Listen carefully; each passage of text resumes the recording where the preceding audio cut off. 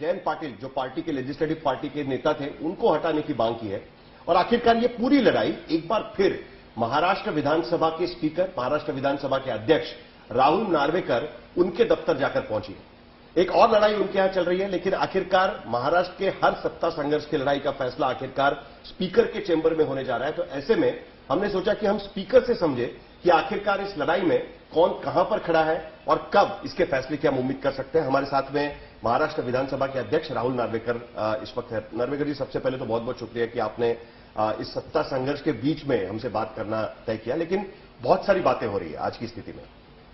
लेकिन मैं शुरुआत करना चाहूंगा एनसीपी की तरफ से, क्योंकि दो अलग अलग रिप्रेजेंटेशंस आपके पास आए हुए हैं। ये सीक्वेंस किस तरीके से था? क्योंकि अजित पवार ने बताया कि शुक्रवार को उन्होंने इस्तीफा दिया था आपके पास में नेता विपक्ष के तौर पर, और उसी वक्त आपके पास में विधायकों की हस्ताक्षर का एक खत आपको दिया गया था, जिसमें यह रिप्रेजेंटेशन दिया गया था कि जयंत पाटिल को हटाकर अजित पवार उनकी जगह पे एनसीपी के लेजिस्लेटिव पार्टी के नेता रहेंगे। दूसरी तरफ दूसरे धड़े की तरफ से भी आपके पास खत आया हुआ है कि उन्होंने व्हिप हटाया हुआ है। किस तरीके से यह कम्युनिकेशन आपके पास है? आज की स्थिति में क्या स्थिति है उसकी?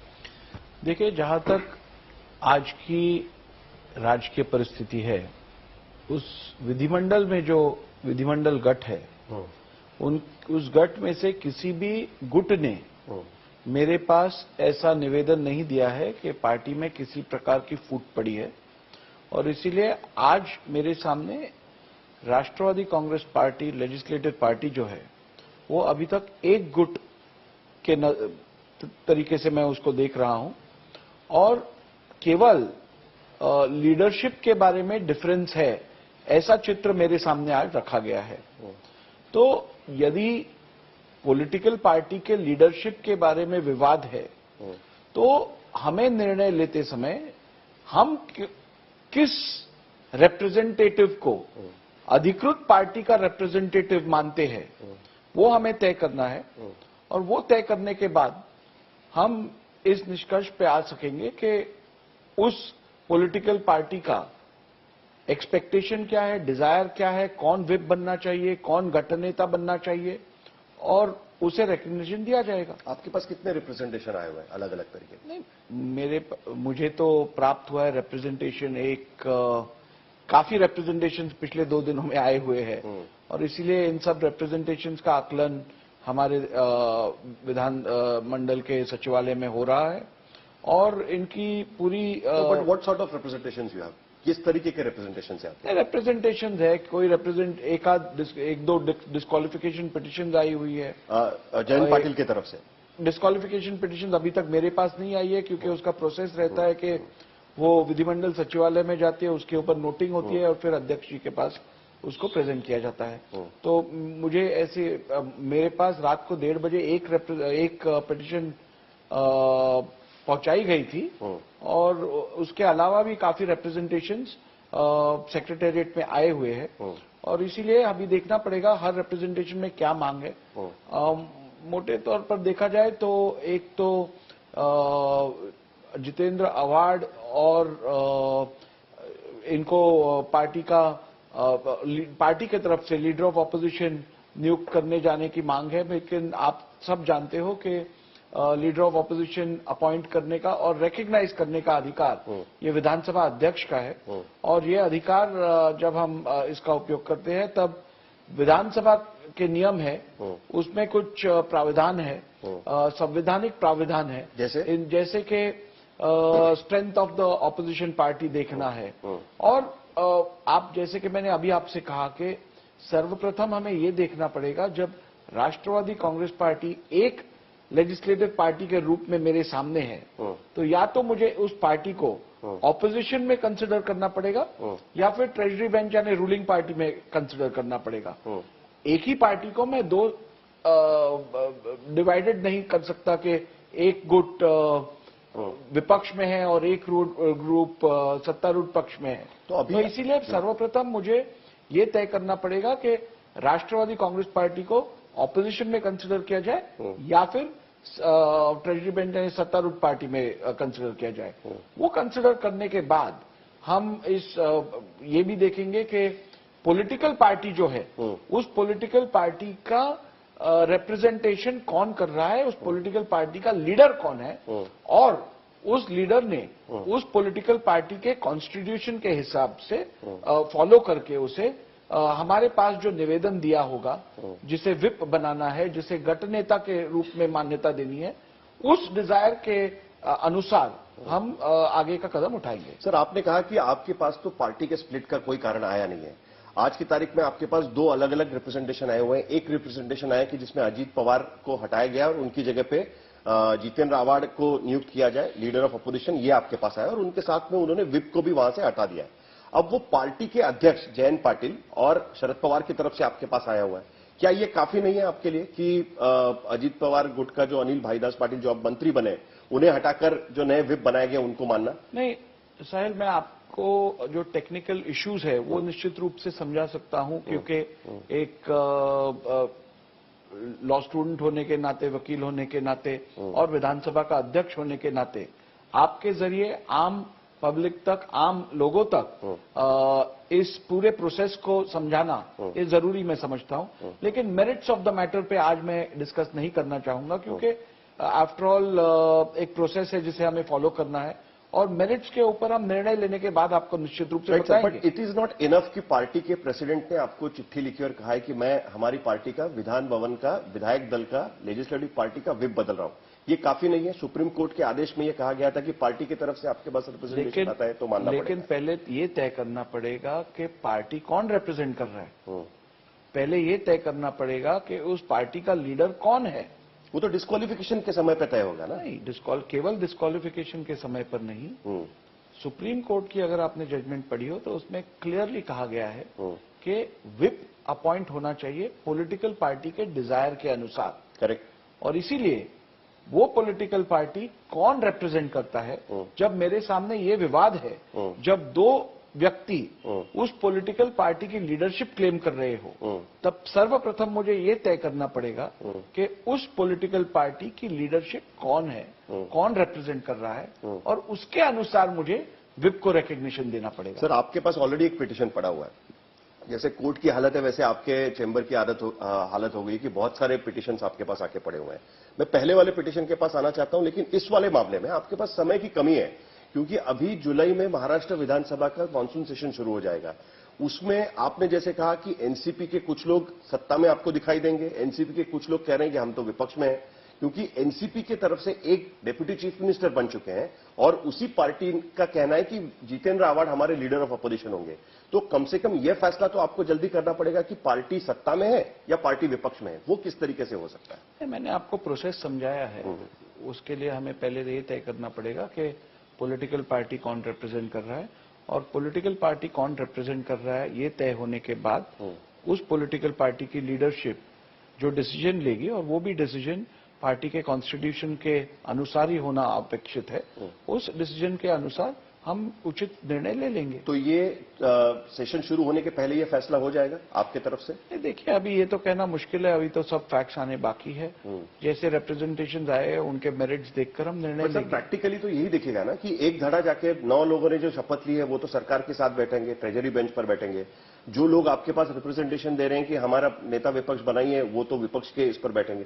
सिटिंग अरेंजमेंट से लेकर हर चीज का दिक्कत होने वाली है। आप किस तरीके से उसको सॉल्व करें? नहीं, ये कोई दिक्कत की बात नहीं है। हर चीज के लिए एक प्रोसेस लेट डाउन है।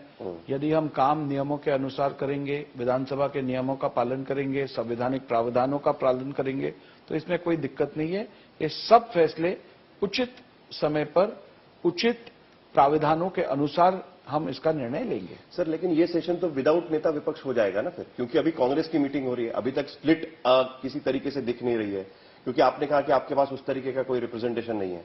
तो असली में विपक्ष में सबसे बड़ी पार्टी कौन है? किस तरीके से उसका चयन होगा? मैं अभी देखिए, विपक्ष में तो केवल एक दल नहीं है। विपक्ष में आज मेरे अनुसार 3 दल है, 3 से भी अधिक दल है। तो उन सब दलों की संख्या का विचार करना पड़ेगा। उसके बाद जो इतर प्रावधान है उन सब का पालन करना पड़ेगा, और उसके बाद हम जिसे भी रिकग्निशन देना है लीडर ऑफ अपोजिशन के रूप में, उसे रिकग्निशन देंगे। लेकिन आपके माध्यम से मैं सभी को आश्वासित करना चाहता हूं, जो निर्णय लिया जाएगा वो निर्णय निश्चित रूप से सभी नियमों का, सभी प्रावधानों का पालन करके ही लिया जाएगा। तो जल्द से जल्द इसका फैसला हो जाएगा। आपने क्या नोटिस इशू किए दोनों गुटों को कि आप अपना पॉलिटिकल पार्टी आप है, तो जैसे आपका संविधान बताइए क्या है वगैरह, उस तरीके का कोई कार्रवाई शुरू हो चुकी है? देखिए, प्रोसेस तो लेट डाउन है और प्रोसेस के हिसाब से अभी कल मेरे पास रिप्रेजेंटेशन आए हैं। वो पहले तो हमारे दफ्तर जाएंगे, लेजिस्लेटिव सेक्रेटरीट में उसकी नोटिंग होगी, फिर हमारे पास आएंगे, फिर हम उसके ऊपर विचार करके उचित निर्णय लेंगे। सर, ऐसा लग रहा है कि आपको कोई जल्दी नहीं है ये सब फैसला लेने की। मुझे जल्दबाजी करनी नहीं है, लेकिन मुझे निर्णय देने में कोई देरी तो करनी नहीं है निश्चित रूप से, लेकिन जल्दबाजी करके मिसकैरेज ऑफ जस्टिस भी नहीं करनी। ठीक है, फेयर इनफ। लेकिन कई बातें हो रही है कि अभी अगस्त महीने में एक और उलटफेर होगा, और वो बातें इसलिए हो रही है क्योंकि 3 महीने पूरे हो रहे हैं जो आपके पास सुप्रीम कोर्ट का फैसला आने के बाद, कि जिसके आधार पर आपको यह भी तय करना है कि पिछले साल में इसी महीने में जो विप जारी किया गया था, वो विप किसका था? वो शिवसेना एकनाथ शिंदे का विप मानना चाहिए या वो उद्धव ठाकरे का विप मानना चाहिए? उसका फैसला अभी तक हुआ नहीं, और माना जा रहा है कि 3 महीने के भीतर आपको फैसला देना पड़ता है। इसमें कितनी सच्चाई है? क्या अगस्त महीने में आपका उसके बारे में फैसला आ जाएगा? नहीं, उसके बारे में आपको मालूम है कि हमें कोर्ट ने, सुप्रीम कोर्ट ने अपने आदेश में ये कहा गया है कि जल्द से जल्द रीजनेबल टाइम में हम इसका निर्णय लें। आपको मैं आश्वासित करना चाहता हूं, किसी भी प्रकार का समय हम वेस्ट नहीं कर रहे हैं, और पूरी हमारी ये कोशिश रही है कि जल्द से जल्द इस विषय का निर्णय दे। और आपको फिर एक बार मैं आश्वासित करना चाहता हूं, हमारी तरफ से किसी भी प्रकार का इसमें विलंब नहीं होगा, और जल्द से जल्द सभी संवैधानिक और नियमों का पालन करके हम इस बारे का फैसला दे देंगे। लेकिन कोर्ट ने कहा है कि रीजनेबल समय पे आपको डिसीजन लेना है। दूसरा, कोर्ट ने कहा है कि पहले आप डिसाइड करिए कि जून में जब ये एकनाथ शिंदे मुख्यमंत्री बने थे, उस वक्त पॉलिटिकल पार्टी किसके पास थी? तब तक तो इलेक्शन कमीशन का भी फैसला नहीं आया था। क्या उसके बारे में कहां तक बात पहुंची है? कहां तक आप आगे जा पाए हैं? कहां तक आपके पास रिप्रेजेंटेशन आए? आपने कहा था कि आपने कॉन्स्टिट्यूशन की कॉपी मंगवाई है शिवसेना की, क्या आपको वो मिली है? कुछ हियरिंग इसके बारे में शुरू हुआ है? कितनी कुछ समय सीमा है उसको लेकर? नहीं, देखिए, रीजनेबल टाइम तो सब्जेक्टिव है, क्योंकि हर केस के ऊपर उसका it depends from case to case, और फैक्ट्स टू फैक्ट्स पे डिपेंड होता है। अभी इसमें आप जैसे जानते हो कि शिवसेना के मामले में पॉलिटिकल पार्टी कौन है, इस बात को लेकर पहले शुरुआत करनी है। पॉलिटिकल पार्टी कौन रिप्रेजेंट कर रहा है, वो रिप्रेजेंटेशन पार्टी के कॉन्स्टिट्यूशन के अनुसार है क्या, इन सब चीजों को देखकर ही हमें फैसला लेना है। तो मैं समझता हूं ये सब जो प्रोसेस लेट डाउन है उसको हम पूरी तरीके से फॉलो करेंगे, ना ही हम इसमें कोई देरी करेंगे, ना ही जल्दबाजी करेंगे। लेकिन उसमें सुप्रीम कोर्ट ने कहा है कि 3 महीने के भीतर आपको फैसला देना है। कई केसेस में सुप्रीम कोर्ट ने इंटरव्यू किया है। मेरे पास ऐसा कोई जजमेंट नहीं आया है इस विषय का, इस मैटर का, जिसमें महाराष्ट्र विधानसभा अध्यक्ष को सुप्रीम कोर्ट में 3 महीने में डिसीजन लेने का आदेश दिया है। पहली बात तो आपको मैं स्पष्ट रूप से बताना चाहता हूं कि सुप्रीम कोर्ट ने जो रीजनेबिलिटी कही है, रीजनेबिलिटी का मतलब होता है कि कम से कम जितना जरूरी वक्त है उतने जरूरी वक्त में आप निर्णय दें। अभी प्रोसेस फॉलो करने के लिए जितना वक्त लगता है वही रीजनेबल हुआ, और आज प्रोसेस चालू है। जैसे ही प्रोसेस कंप्लीट हो जाएगा इसके ऊपर हम निर्णय देंगे। नहीं, लेकिन उन्होंने कहा था कि पिछली बार आपको याद होगा कि एक केस में स्पीकर ने डिसीजन नहीं लिया, तो सुप्रीम कोर्ट ने उनको समय सीमा उसके बाद बताई कि आप 3 महीने के भीतर आप इसका फैसला ले लो करके। अगर आप, और एक्सेप्शनल सर्कमस्टेंसेस होने चाहिए कि अगर आपका उस समय सीमा में फैसला नहीं होता है तो क्या ये एक्सेप्शनल सर्कमस्टेंसेस आपको इस केस में भी दिख रहे हैं? शिवसेना वाले केस में भी आपको दिखाई दे रहे हैं जब से आपके पास ये मामला आया हो? जैसे मैंने आपको कहा कि समय सीमा तो कोई लेट डाउन नहीं है, लेकिन ये अपेक्षित है कि कम से कम समय में और कोई भी नियमों का उल्लंघन न करते हुए निर्णय लेना अपेक्षित है। उसी को रीजनेबिलिटी कहते हैं। After all, when a decision is taken, it has to be a reason decision. उसमें वो जस्टिफाइड होना चाहिए, और जो निर्णय हम लेंगे वो निर्णय सभी प्रावधानों का पालन करके, और वो निर्णय जस्टिफाएबल होना चाहिए।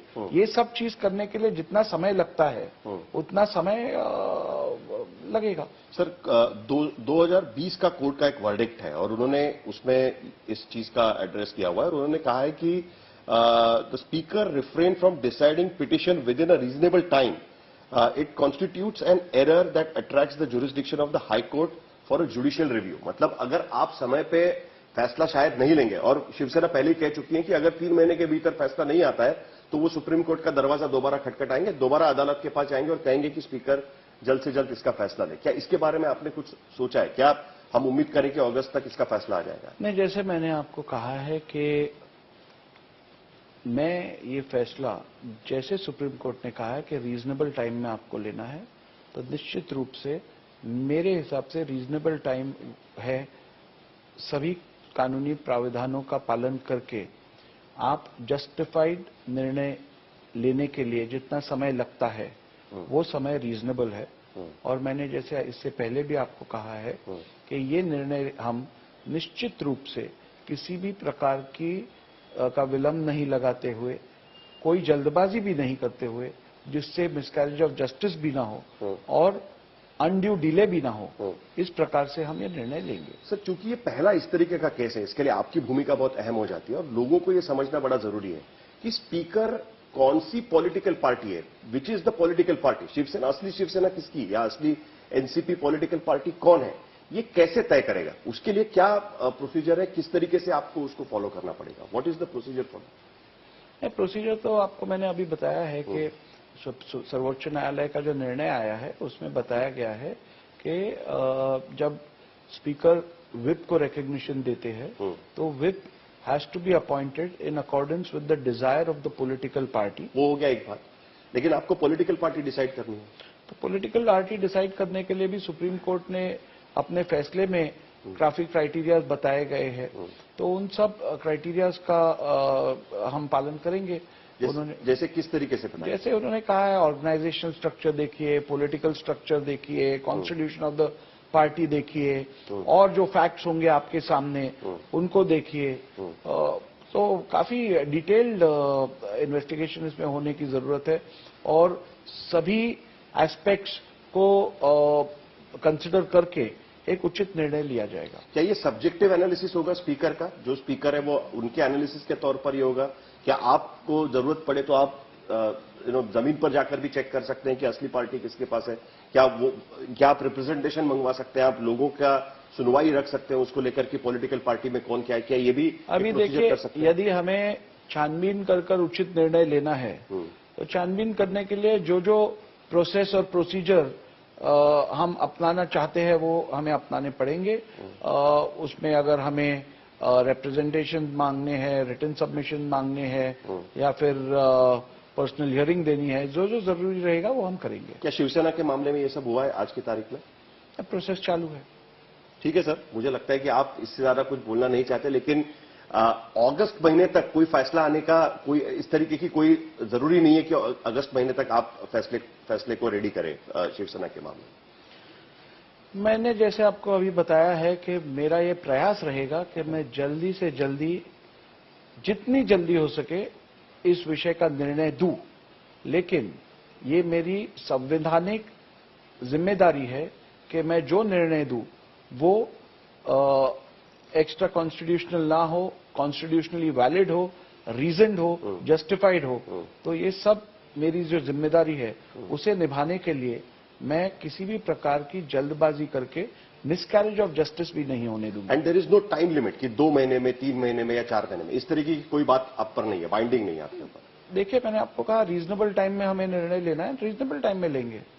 ठीक है सर, बहुत बहुत शुक्रिया आपने हमसे बात की, और क्योंकि आप पर सचमुच में एक बहुत बड़ी जिम्मेदारी है, आपका जो जजमेंट आएगा इस पूरे मामले को लेकर वो हो सकता है कि पूरे देश में फॉलो हो, क्योंकि सुप्रीम कोर्ट के, कॉन्स्टिट्यूशनल कोर्ट के फैसले के बाद सबसे पहला जजमेंट आपका ही इस तरीके के मामलों में आने वाला है। इसके लिए आपका बहुत बहुत शुक्रिया। आपके जजमेंट का हमको भी इंतजार है। धन्यवाद।